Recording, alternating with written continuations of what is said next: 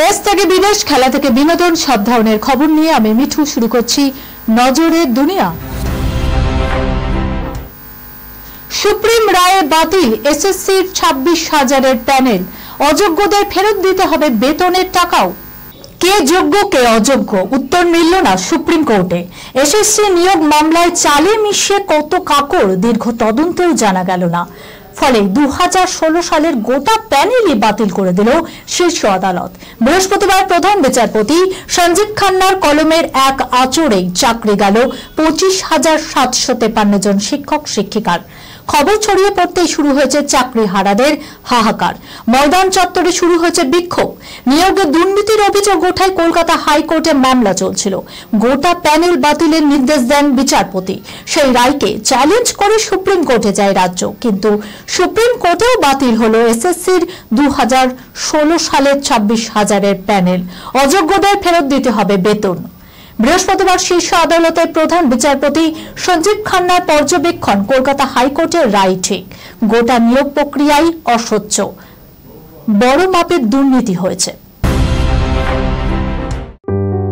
সুনির্ণয় imaging centre private limited advance প্যাথোলজিতে thalassaemia screening, large size biopsy setup সহ সমস্ত পরীক্ষা, echocardiography, fetal echocardiography, CT scan, CT guided FNAC, 4D USG, USG guided FNAC, endoscopy, colonoscopy, uroflowmetry, spirometry, colour Doppler, digital X-ray, তাছাড়াও সমস্ত বিশেষজ্ঞ চিকিৎসকদের পরিষেবা একই ছাদের তলায় নিয়ে হাজির সুনির্ণয়।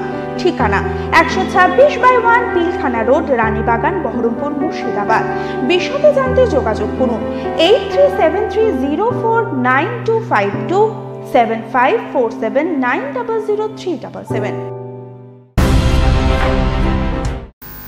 তুমুল হট্টগোলের মাঝেই লোকসভায় পাশ ওয়াকফ বিল। 12 ঘন্টার ম্যারাথন তরজায় মহানাটক দেখল সদন। তুমুল হট্টগোলের মাঝে লোকসভায় পাশ বিতর্কিত ওয়াকফ সংশোধনীয় বিল। বুধবার মধ্যরাত পর্যন্ত চলা 12 ঘন্টার ম্যারাথন বিতর্কে মহানাটক দেখল সদন। এদিন সদনে আলোচনা চলাকালীন মহাত্মা গান্ধীর প্রসঙ্গ টেনে বিলের প্রতিলিপি ছিঁড়ে ফেলেন সাংসদ আসাদউদ্দিন ওয়েসি। সবশেষে 288 ভোট পেয়ে পাশ হয়ে যায় বিলটি। বিপক্ষে পড়ে 232টি ভোট। আজ তার পেশ হবে রাজ্যসভায়। বিগত লোকসভায় শক্তি হ্রাস পেয়েছে বিজেপির। একক সংখ্যা গরিষ্ঠতা হারিয়েছে পদ্ম শিবির। মোদী শাহরা এখন শরিক নির্ভর। ফলে ওয়াকফের মতো স্পর্শকাতর বিষয়ে মেপে পা ফেলতে হচ্ছে তাদের। চলতি বছরের গোড়ার দিকেই বিহারে বিধানসভা নির্বাচন। ফলে নীতিশ কুমারের জেডিইউর মুসলিম ভোট ব্যাংকের কথা মাথায় রাখতে হচ্ছে গেরুয়া কৌশলীদের। একই যুক্তি খাটে চন্দ্রবাবু নাইডুর টিডিপির ক্ষেত্রেও। ফলে লাভ ক্ষতির অঙ্কেই শরিকদের সহমতি আদায়েও খুব সহজ ছিল না। এই প্রেক্ষাপটে বুধবার লোকসভায় ওয়াকফ সংশোধনী বিল পেশ করে মোদী সরকার। মধ্যরাত পর্যন্ত চলা 12 ঘন্টারও বেশি ম্যারাথন বিতর্কে মহানাটক দেখল সদন। 15 কিশোরের সঙ্গে অবাধ যৌনতার শিক্ষিকা ধরা পড়ে বললেন এটাই রূপের জ্বালা। পড়ানোর ফাঁকে 15 বছরের কিশোরের সঙ্গে যৌন সম্পর্ক। দীর্ঘদিন ধরে ছাত্রের সঙ্গে যৌন সম্পর্ক চালিয়ে যাওয়ার পর অবশেষে হাতে নাতে ধরা পড়লেন 30 বছর বয়সী অভিযুক্ত স্কুল শিক্ষিকা ক্রিস্টিনা ফর্মেলা। পরিবার বাড়ির লোকের অভিযোগের ভিত্তিতে গ্রেপ্তার করা হয়েছে তাকে। আদালতে যৌন সম্পর্কের কথা স্বীকার করলেও শিক্ষিকার দাবি তিনি নির্দোষ। আসলে এই রূপই তার বিপত্তির কারণ। অভিযোগ, গত মার্চ মাসে কিশোরের মা ছেলের ফোনে কিছু অশ্লীল মেসেজ দেখতে পান, যে মেসেজগুলি ক্রিস্টিনা তার ছেলেকে পাঠিয়েছে বলে অভিযোগ করেন তিনি। মেসেজে এমন কিছু বার্তা ছিল যাতে স্পষ্ট হয়ে যায় কিশোরের সঙ্গে দীর্ঘদিন ধরে যৌন সম্পর্কে লিপ্ত অভিযুক্ত শিক্ষিকা। এরপরই মেসেজ সহ পুলিশের কাছে অভিযোগ দায়ের করেন কিশোরের মা। সেই মতো গত 16 মার্চ গ্রেপ্তার করা হয় শিক্ষিকাকে। যদিও শুরু থেকেই নিজেকে নির্দোষ দাবি করে আসছিলেন শিক্ষিকা। গল্পের মোড় ঘুরে ক্রিস্টিনাকে আদালতে তোলার পর আদালতে তিনি দাবি জানান, আমি সুন্দরী, এটাই আমার জন্য সবচেয়ে বড় বিপত্তির কারণ।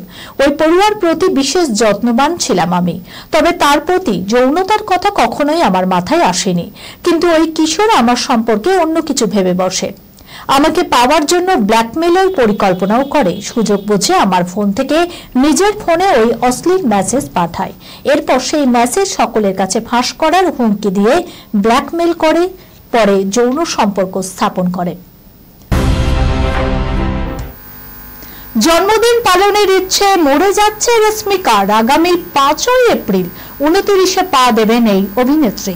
জন্মদিনে মাস পড়তে না পড়তেই কোন উপলব্ধি হলো রশ্মিকার, চলুন দেখে নিন।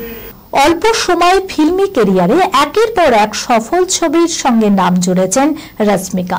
বলিউড থেকে দক্ষিণে বিনোদন দুনিয়ায় জোর কদমে কাজ চালিয়ে যাচ্ছেন তিনি। অল্লু অর্জুন থেকে সালমান খান কিংবা রণবীর কাপুর, ইতিমধ্যেই প্রথম সারির তারকাদের সঙ্গে কাজ করে ফেলেছেন অভিনেত্রী। জন্মদিনে মাস পড়তে না পড়তেই কোন উপলব্ধি হলো রশ্মিকার? যদিও বয়স যত বাড়ে জন্মদিন নিয়ে উপলব্ধি ততই পাল্টায়, মানুষ বদলায়। যদিও রশ্মিকা তেমন কিছুই হয়নি, তিনি নিজেকে নিয়ে বেশ খুশি। রশ্মিকা লিখেছেন, এটা আমার জন্মদিনের মাস, আমি খুবই উত্তেজিত। আমি সব সময় শুনেছি যে বয়স যত বাড়ে জন্মদিন উদযাপনে আগ্রহ হারিয়ে ফেলে মানুষ, কিন্তু আমার ক্ষেত্রে ব্যাপারটা উল্টো। সে জানায়, বিশ্বাসই হচ্ছে না যে আমি ইতিমধ্যেই 29-এ পা দিয়েছি। আমি আরো একটা বছর সুস্থ, সুখী এবং নিরাপদে কাটিয়ে দিলাম। উদযাপনের জন্য যথেষ্ট কারণ এটা। এই খবরের সঙ্গে শেষ করলাম আজকের নজরে দুনিয়া। আপনারা দেখছেন টিভি 24 বাংলা, সংবাদ বিনোদন সারাদিন সারাক্ষণ।